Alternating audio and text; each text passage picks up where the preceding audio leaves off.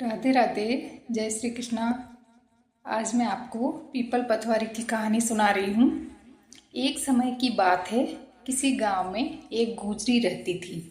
उसका पति और बेटा गांव के बाहर कमाने गए हुए थे। घर में सिर्फ गुजरी और उसकी बहू रहते थे। उसके पास एक गाय थी। सास ने एक दिन बहू से कहा कि जा और यह दूध दही बेच कर आ। बहू इससे पहले कभी भी घर के बाहर ऐसे कुछ बेचने नहीं गई थी, लेकिन सास को कैसे मना करे, इसलिए दूध और दही लेकर वह बेचने चली गई। रास्ते में उसने देखा कि कार्तिक माह में औरतें पीपल सींचने आई है।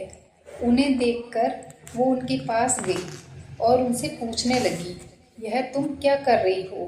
तो वो औरतें बोली, हम पीपल और पतवारी सींच रहे हैं। बहू को कार्तिक माह के बारे में कुछ भी पता नहीं था। उसने यह पहली बार देखा था। उसने पूछा, ऐसा करने से क्या होता है? औरतों ने उसे बताया कि यह कार्तिक माह में किया जाता है।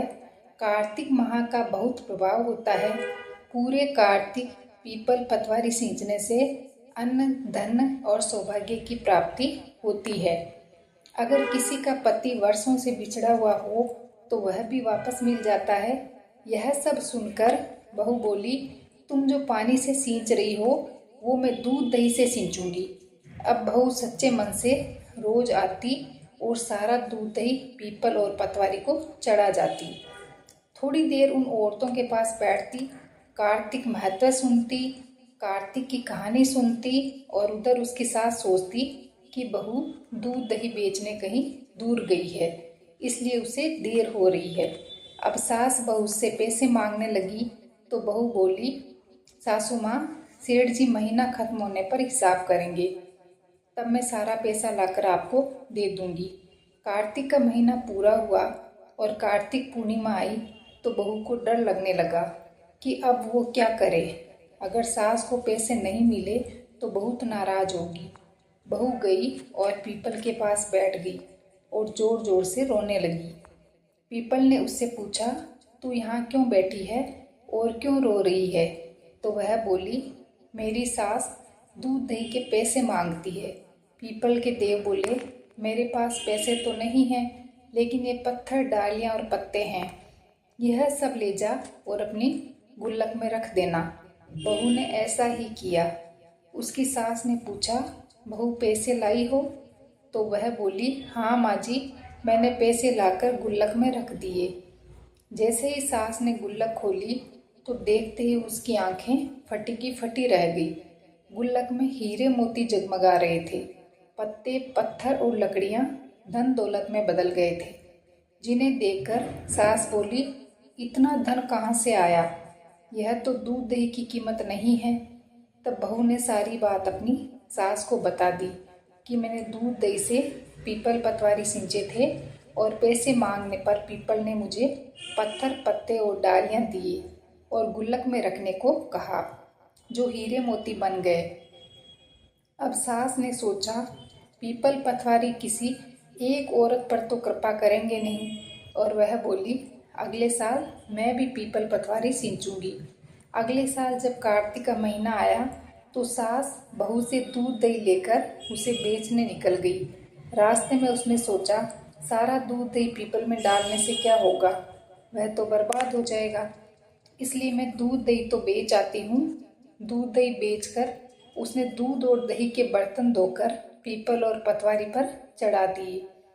कार्तिक का महीना बीता और कार्तिक पूर्णिमा आने से एक दिन पहले सास ने बहू से कहा, बहू मुझसे पैसे मांग। तो बहू बोली, बहू भी सास से पैसे मांगती है क्या? लेकिन सास के बार बार कहने पर बहू ने सास से पैसे मांगे। तो वह अगले दिन जाकर पीपल के पास बैठ गई और जोर जोर से रोने लगी। पीपल के देव प्रकट होकर उसके रोने का कारण पूछने लगे तो वह बोली, मेरी बहू ने मुझसे दूध दही के पैसे मांगे हैं। तब पीपल के देव बोले, मेरे पास पैसे तो नहीं हैं, ये पत्थर, पत्ते और लकड़ियां हैं, यह ले जाकर अपने घर की गुल्लक में रख देना। सास ने ऐसा ही किया। थोड़ी देर बाद बहू ने जब गुल्लक खोली तो देखा उसमें कीड़े मकोड़े चल रहे थे। बहू ने सास से पूछा, यह क्या है? कीड़े देखकर सास भी हैरान रह गई और बोली, पीपल पतवारी ने तुझे तो धन दिया, लेकिन मुझे कीड़े मकोड़े क्यों दिए? तभी कार्तिक के देव वहां प्रकट हुए और बोले, तुम्हारी बहू ने कार्तिक पूजन सच्चे मन से किया था और तुमने लालच में कार्तिक का पूजन किया है। सास ने कार्तिक के देव से क्षमा मांगी और बोली, हे कार्तिक के देव, मेरी भूल क्षमा करो। अगले साल कार्तिक से मैं और मेरी बहू साथ में मिलकर स्नान दान आदि करेंगे और पीपल पतवारी भी सींचेंगे। हे पीपल के देव और पतवारी माता, जैसे सास बहू को अन्न धन दिया, वैसे ही इस कहानी को कहने, सुनने और हुंकारा बढ़ने वाले सबको देना, सब पर कृपा करना। जय हो कार्तिक महाराज की। कहानी सुनने के लिए आप सभी का बहुत बहुत धन्यवाद। कहानी अच्छी लगी हो तो प्लीज़ चैनल को लाइक करें, शेयर करें और सब्सक्राइब करें।